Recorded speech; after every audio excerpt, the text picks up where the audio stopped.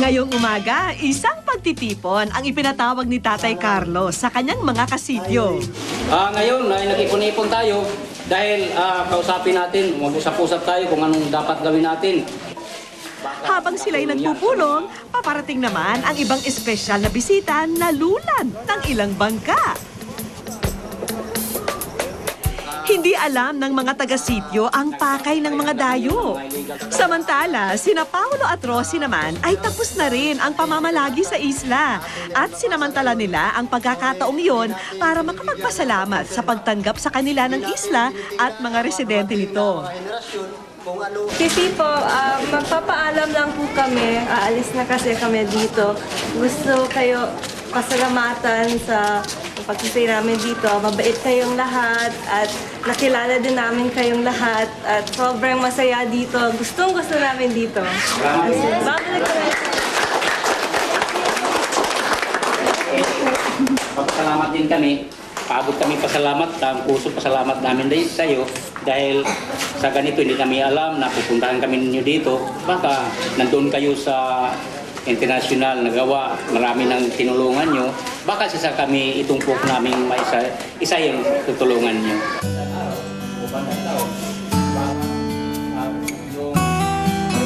Pag dumami dito yung mga turista, malaking pakinabang yan sa bayan dito kasi maraming mga trabaho at mga hanap buhay na madadala po ng surfing.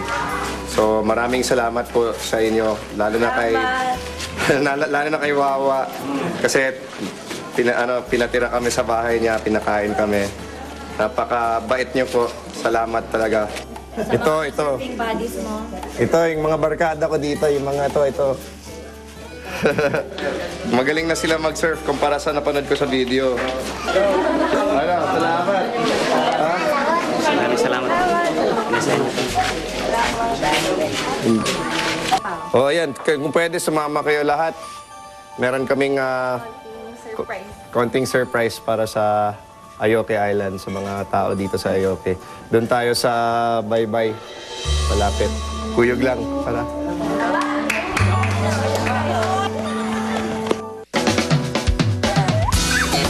Ano naman kaya ang ipakikita ni Pao? Parang may malaki siyang sorpresa. Nakakaintriga. Agad na pinagyaman, patuloy natin alagaan. Wish ko lang. Wow! Wish ko lang.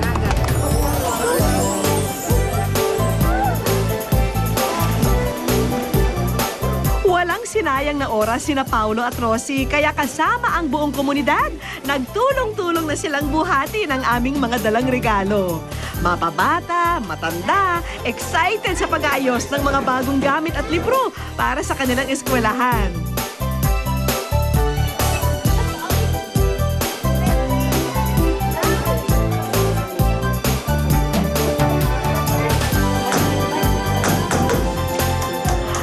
Wala pang isang oras.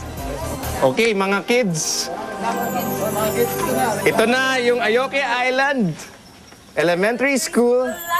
Yeah. Mula sa wish ko lang.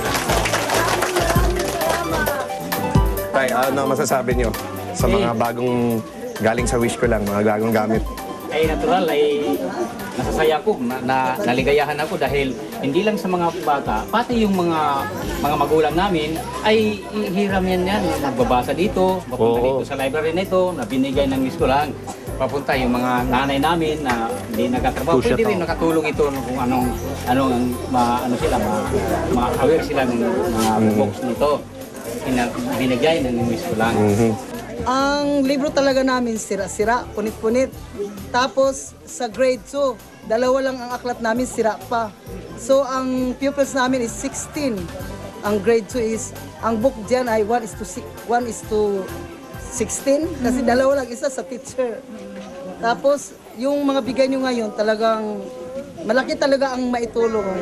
Kaya maraming salamat dahil natutugunan po ang aming mga pangailangan dito. Isa pang magandang balita ang hatid ng aming unang bisita.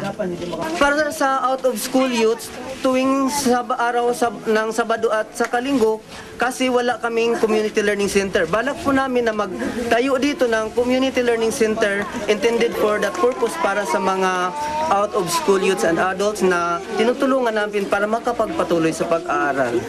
Kung dati, hanggang elementary lang ang natatapos ng mga taga-Ayoke, ngayon, sa pamamagitan ng alternative learning system, pati high school ay matatapos na rin nila. Importante namin na yung makatulong sa amin at yung mga anak namin na makapagtapos at mayroong anak namin na makapunta sa mga online nasa. Tila ginanahan ang ating mga bida sa narinig na good news. Natin. Okay ba to? Masaya ba kayo? Opo. Kayo, okay ba? O ano, puro surf lang ba yung gagawin nyo? Mag-aaral? Promise nyo yan ha, babalik ako dito. Kailangan tapusin nyo muna yung pag-aaral ha. Pwede naman isabay yung surfing, basta una pag-aaral ha. Okay? Ayos. Ito, alam nyo kung ano to? Solar panels para may kuryente kayo. Dagdag kuryente dito sa isla ng Ayoki. Okay? Ayos ba?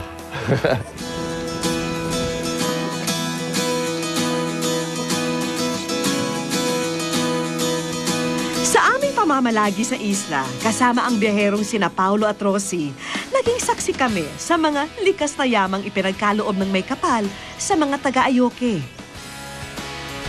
Kaya naman, ang wish nila na mabigyan pa ng mga kagamitang pandagat ay tinupad na rin namin. Pupunta kami dito, kasama namin yung mga Board of Trustees ng Kantilan Bank para makipag-usap kami sa inyo kung anong gusto nyo. Kasi mas maganda yung galing sa inyo yung needs, yung pangangailangan. Hindi yung kami ang magbibigay ng anong programa para may tulong sa inyo. O hindi yung galing sa inyo, yung anong gusto nyo may tutulong namin para sa inyo. Malaki itong may tutulong sa mga taga rito dahil nangangailangan talaga itong gawing lambat para sa ilalim at saka yung mayroon lambat dito para sa ibabaw panghuli ng flying fish. At yung ibang mga gamit, ito ang sanay na gamit din ng mga tao rito. Isa yung maraming salamat sa iyo dahil malaki itong tulong. At hindi na mainip ang mga misis habang pumapalaot ang kanilang mga mister dahil may mapagkakaabalahan na sila at tiyak makakatulong din.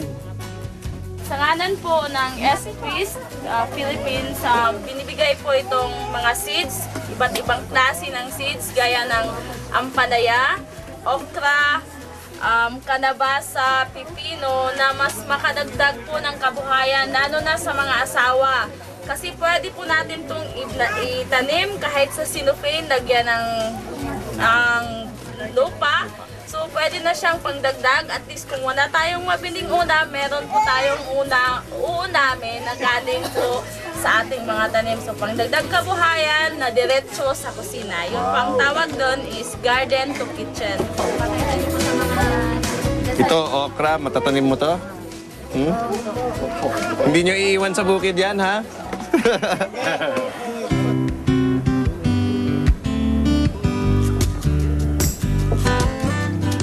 Wagas na pasasalamat at ngiti na ang aming natanggap sa mga residente sa mga naunang regalo.